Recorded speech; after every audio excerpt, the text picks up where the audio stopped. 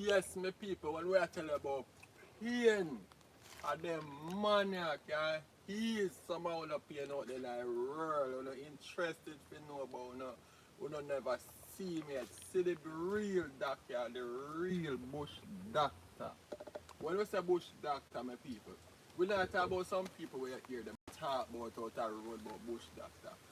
License bush doctor. So at him we are gonna make speak to him about the real medicine them in the earth and how you can get to use them. Doctor, tell them what you tell them. You know, thank you for having me.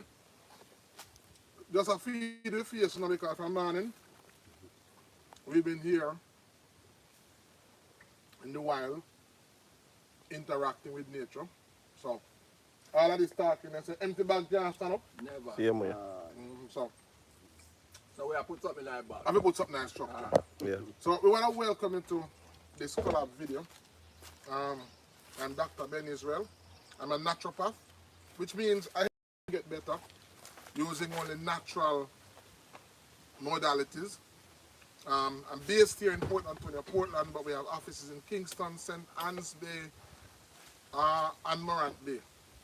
And basically what we're advocating is the importance. What we're saying is that it is full time, high time now for Jamaica and the Caribbean to showcase a unique, distinctive practice of natural medicine that is unique to the Caribbean, that we have now come to label as indigenous Caribbean medicine. And what we're doing is that we're seeking for every platform possible to get that knowledge out. So we're grateful for Dogface using this platform to do that. And what it entails basically is that Jamaica is the home of over 70% of the medicinal herbs in the world. Yeah. So 70% of the medicinal herbs that are out there can be found. And of that 70%, there's over 300 herbs that can only be found in Jamaica. That is unique to Jamaica. And so from that, we have in the past utilized those herbs for the benefit of our people. We have a medicine and a practice of medicine that is uniquely, distinctively Caribbean. And for the most part, a lot of persons who leave Jamaica and leave the Caribbean to live wherever they are in the world, when they get sick, when they feel sick, their natural tendency is to resort to the medicine that they know and that they trust. Yeah. But to a large extent, a lot of persons don't have access to that in the countries that they are because, number one, there has been no formal structure or institution to practice the medicine in a uniform, consistent way that is based on science and that is supported by science. Sure, man. So the result is you have a bushman over there who know him stuff, Yeah. but what happens sometimes is that there's no system in place for him to share that with the rest of the world. Yeah, yeah. There's no system in place that properly structures our medicine in a way that it can be understood and in a way that it can be explored even by outsiders. So the result is, even though we have people of Caribbean descent or Caribbean nativity living outside the world who trust the medicine that they know, they have no access to it. True, true. So what we have done is that we have formally compiled, we have formally arranged the practice of Jamaican and Caribbean medicine in a format that we call indigenous Caribbean medicine. EHN thing that we have now structured that is backed by modern science. Yeah. And we have put together a school called the Boston Institute of Natural Medicine. And we are now making that education available to as many persons as is possible. And as many persons who want to study medicine, study Caribbean medicine, study Jamaican herbs and Caribbean herbs, we are now saying that we have a school that makes that possible. And in addition to that, for those persons, because we've trained persons already, we also have a marketplace where if you are in Japan, if you're in China, if you're in Africa, wherever you are in the world, and you want to access the medicine that your body knows, and that you have learned to trust over the years, we now have a platform that you can engage us on to benefit from our services. And of course, there's a link in the description. Yeah, man. Dark Face Rasta Culture. Check it out. One link in the description. Just check it out. Dr. Keep. Yeah. Yeah, and so basically what is indigenous Caribbean medicine? Indigenous Caribbean medicine is a medicine that is not only based on nature, but has a spiritual element or a spiritual component to it. And basically it is based on the herbs that are found in Jamaica and the Caribbean. Yeah. Let me just say, Dog Face, that, you know, the other day I was saying that when the slave ships were coming, Yeah. during the days of slavery, there was a gentleman by the name of Reverend, soon to tell his name, the name slipped me now, but he was on the ship, John Lindsay, that's his name, John Lindsay. So John Lindsay was a pastor who was on the slave ship from England to Africa and from Africa back to Jamaica and the different Caribbean islands. Yeah. And his job was to basically record the usage of the herbs. Yeah. So he would record the herbs that were there. And you ask, why was a pastor on a slave ship traveling the seas and documenting herbs? He wrote a book called, I think it's, don't remember the name of it, soon come to me. But he wrote a volume. And when he reached the end of his life and he wanted to retire, he retired in Jamaica. Yeah. And when he retired in Jamaica, he studied the slaves' knowledge Yeah. of the herbs. Yeah. And he documented it. And when he documented it, he used that knowledge, because we have to remember, when the plantation persons were coming here, you know, Yeah. Then prepare, you know. they prepared and they were looking for resources to exploit. Yeah. So they were looking, because a lot of people don't know, but back then in England don't have a lot of, because of the climate, they didn't have a lot of plants. Sure. So there were a lot of things that they didn't have. They didn't have access to colors. Yeah. Back in England back then, there were a limited amount of colors. But when Black they and came, white, black yeah. and white. Yeah. But when they came to the Caribbean, they saw the Indians with red paint. Yeah. And they saw them with blue and indigo. They saw them with their bodies being painted. Yeah. And they, Tattoo and all. yeah, they wanted to know, where did these people get these brilliant dyes from? Yeah. Kind And- of mindset. Mindset. And as they started to observe the indigenous people, they found that there are a number of plants that had natural dyes, herbs like lagwood. Yeah. And so out of that, there was a booming lagwood industry, because the heart of the lagwood, you know, Yeah, I hate that. if a powerful dye in there. So you can use that dye to dye fabric. If you know how to get the lagwood and is lime in it, and the amount of lime juice, Yeah. you can actually get purple Outer red. out of red, and you can get a number of other colors out of it. So what happened was that the plantation people, when they came, they call it the plantocracy. When they came to Jamaica, they were studying our knowledge of natural resources. That time we have it already and them are looking. Them are so looking. they come for it. Yes. And they explored. So he was on the ship taking a record of what how vast our knowledge was of natural environment. In context, note of what we know. Yes. To bring back to England. Yeah. So in Belize, for example, there was a big industry of lagwood. And even parts of Jamaica, there are persons that used to harvest lagwood and send back to England. Even now. Even now. Because right now, if you have Springbok or so, a lagoon, they put in the water. Yes. And it turn red like red wine that you drink. Yes, because it's got lots of iron. Yeah. So the point that I'm making is that the powers that be, when they came to Jamaica, they were interested in our natural resources. Yeah. Yet when we got in so-called independence, we did not seek to exploit the natural resources that brought wealth Here. to England. Yeah. We have not sought to continue the principle of studying our natural resources to create wealth. Yeah. We have gone into other industries like tourism. We have gone into other industries that don't really help the country. Yeah. You know what I'm saying? And so the use of the indigenous people knowledge of the natural resources, the herbs. And another point was that when they came to Jamaica, they were being exposed to diseases Yeah. that they never experienced back in England. We call them Yeah. tropical and subtropical diseases. Yeah. A lot of the diseases that they came to and were exposed to wasn't diseases that they knew in England. These were diseases that were new to them, Yeah.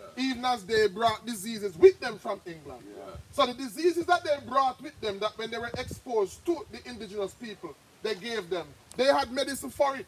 Yeah. But when they came to live in Jamaica, the diseases that they were exposed to, they didn't have medicine for them. But the people that were here, they had medicine for them because they knew the disease and they know what herbs to use. Yeah. And so what happened was that the gentleman, John Lindsay, he saw the need to document the uses of plants. And what he saw was something I believe he wasn't prepared for. Because he realized a lot of the slaves on the plantation were the vets. Yeah. He talks about in his book, I think it's called Legacies of Jamaica. Don't quote me on that, but I think that's it's a 5-volume book. And he talks about what he saw on the plantation when the slaves used their skillful knowledge of herbs to help the animals and to help the plantation owners. Herbs like majo, bitter. You know majo, bitter? I don't know it, but I hear about it. All right. You were talking about mojo. Mojo herb. All right. So, it's not really mojo. Oh, It's majo. mojo herb. Majo. Majo. Majo bitter. Majo with Okay. shortcut words with the mojo. Mojo. But even on the box, many of you that are watching would know the package, The yellow package. the yellow package herb that needs to cleanse, that they put on it. Mojo. M-O-J-O. Mojo. Yeah. But it's not really mojo herbs. It's majo. M-A-G-O-E. Oh, Now, majo was named after a slave in St. Thomas. This was a slave that ran away. And when they captured him and they were going to kill him, they found out that when he left, he had syphilis. Yeah. And when he came back to the plantation, the syphilis was gone. And back then, syphilis was plaguing Jamaica because a lot of the plantation owners had syphilis because of their sexual interaction with the different slaves and with animals and all and something. Because the white man, they never easy, you know. yeah, man. I know they're not easy. Yeah, man. Man. So they used to exploit the black women and they have contraceptive. Not there. I Not there. I just lie. Skin to skin. Yeah, man. Yeah. So back then, syphilis was very prevalent. So when Majo came back and they realized that Majo didn't have syphilis, they wanted to know what Majo used. Wine eat or Wine wine eat. drink or yeah. Yeah. Cause them knows are natural something. Yes. Cause nothing never there when no natural. Yes. In the bush. In the bush. Yeah. So when Majo escaped the plantation, he brought them to the herb that he used. And the herb was named after him. It is called Majo bitters. Yeah. Some persons who are watching may remember Majo bitters as a herb that we give to babies. If a baby is teething and the baby's skin broke out in a sore, Yeah. you would give the baby 1 leaf and the sore would just get better. Majo is a very effective herb against syphilis and gonorrhea. Yeah. So because of Majo's knowledge of the herb, instead of killing him for running away or punishing him, his life was spared. Because of the herb. Because of the knowledge of the herb. Yeah. And so Majo, as a slave, started to help a whole heap of white people. Whole heap of people who have syphilis and gonorrhea would come to the Emande plantation. And Majo now became valuable to his master. Because a lot of people don't understand now. I said to people, I don't know if you understand why, up until now, St. Thomas, if you look at Jamaica, the so-called prevalence of obia is concentrated in St. Thomas, True. then where? St. Mary. Portland, Yeah. and then where? St. Mary. And after you start go down, the knowledge start to faint out. Yeah. Sure. You Sure. know that? Sure. The least knowledge of obia is in Negril and St. James. Yeah. The least. The greatest knowledge of obia is in St. Thomas and Portland and St. Mary. Mary. True. And you ask, why these 3 parishes? Why is there such a concentration of this knowledge? And the answer is very simple. When they went to Africa for slaves, a lot of the slaves that they brought back were doctors. But in Africa, you can't separate a physical healer from a spiritual healer. Yeah. You with me? Can't separate them. Yes, because indigenous medicine always has a spiritual element to it. So, so when they went to Africa, they would try to capture more of the healers them. Yeah. We take her with them. If you take it with them because they had more valuable. Whereas a man would pay £100 for a regular slave, he would pay $300 for a slave. We have the knowledge. We have the knowledge. And the things where them want. Exactly. Because if the slave was a priest or the son of a priest, naturally he's coming with knowledge that the average slave wouldn't have. Truly. So because of that, St. Thomas, Portland, and St. Mary has a very high concentration of natural healers. Yeah. And those healers who have died out have given birth to the children and great-grandchildren. So a lot of the people in St. Thomas and Portland and St. Mary are actually the children of natural healers. Natural healer. So they have it as a gift. Natural gift. Natural. Yes, sir. Yes? And so that knowledge is what we are trying to reconnect. We're trying to reconnect the natural healers of Jamaica with the knowledge to practice, because the gift is in them, but they need some knowledge. Yeah. They have the gift in them, you know, but them I think about one harder something over there. So, Yes. So what you want them to themselves Yes. and deal with themselves. Yes. That you keep And running. what I'm saying is that you know, there's a crisis that is coming. Yeah.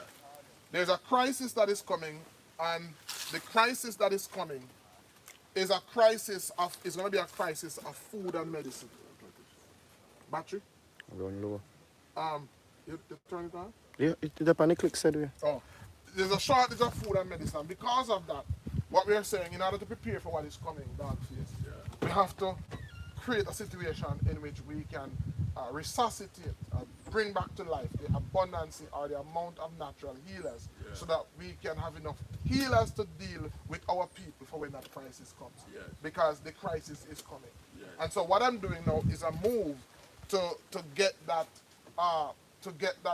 knowledge out there, to get that information out there. So if you're watching right now and you believe that you have a natural gift of healing, you have a natural desire to want to learn about herbs or to know about herbs, or if you have that natural intent inside of you and you want to explore it, you want to know how, then that is where Boston Institute of Natural Medicine comes in. The course is self-paced, so you can start it anytime. You know, it's self-paced, doesn't matter what you do. You go at your own pace, as fast as you want to go, as slow as you want to go. And you know, we have weekly. It's like today is Sunday. Tonight I'm going to be on live. So every week we have a live session with our students so that they can ask questions and you know, get clarification. But the goal is basically to bring back that consciousness of natural medicine. We want to preserve that. We want to make it available for the generations to come. And in addition to the school, also on our, so we have created a platform called ICM Marketplace, and there's a link in the description. For those persons who, you are sick, right now we're having a retreat that's coming up. If you're diabetic, doesn't matter what your ailment is, we have a retreat that's coming up on the 18th. That you can, when you go on the website, scroll all the way down, it's called the Ultimate Detox. Ultimate Detox, and you can just, you know, purchase that, literally purchase that, and for 10 days, over 10-day period, we're going to help you to get better. And right now the stories that are coming out are phenomenal. If you know of anybody that has any type of ailment, because the body doesn't know any ailment by name, you know. So inside the body there's no such thing as diabetes, or high blood pressure, or cancer. These are all labels that exist outside the body. The body doesn't know any herb by moringa or gideon or nothing. The herb doesn't, these are all labels. What the body knows is that the herb will provide it with this raw material and that raw material, and the raw material, and it will do what it is supposed to do, heal the body. True. Right? So, you know, that's the message that we want to get out there. We want to share it out there. If you're a social media influencer and what you're hearing, you like it and you want to be a part of this move, then, you know, you can reach out to me. Dogface have my contact. We live in the same community. And what I say, my people, when you watch TikTok and see me I do the pain video, it's for a reason, because I see say people them go through pain. You understand me? And when we meet the great king man in the bush, King Doctor, me call him. See, when you meet them man, me I tell them people, some of your pain them are going to fade away once you keep up and follow what he said. You know what I'm saying? So all of the people them wanna check out the description in the thing and wanna see for yourself. Everything did there. Yeah. Yeah. You just buy your something them and everything there for to show you how to use them. Yeah. So doctor, talk to Yeah, and that's like it's really, our program is really designed to empower people. As I said, if you've tried everywhere, you've tried this, you've tried that, you've paid for this, you paid for that, I can't give any guarantee because the body heals itself. But what I can say to you is you are going to see a significant improvement. I don't know to what extent that is going to be. But what I know is that most people are sick because the body's healing mechanism, the body has a system that is supposed to heal you. And if that system is not working properly, then the body can't heal itself. Truly. what is the system True. that's supposed to heal you? One of Well- them is the liver. Okay. Yeah, the liver. We talk a lot about the liver. The quality of your liver determines the quality of your life. Yeah. You have gynecologists that specialize in the vagina, urologists that specialize in the penis. You have a specialist for every part of your body except the liver. The closest you'll come to a liver specialist is the person who cut you after you're dead, the pathologist. Because he needs to determine the cause of death. So when a person dies, you want to know what killed them? Is your liver you're going to. So if you want to live a healthy life, you have to take good care of your liver. True. And people don't know that because doctors, nobody is telling you that what you need to do. They have promoted the heart, and the heart is good, but the heart has only one main function. Yeah. That is to pump blood. The liver has over 2,000 functions. It is one of the most important organs in the body.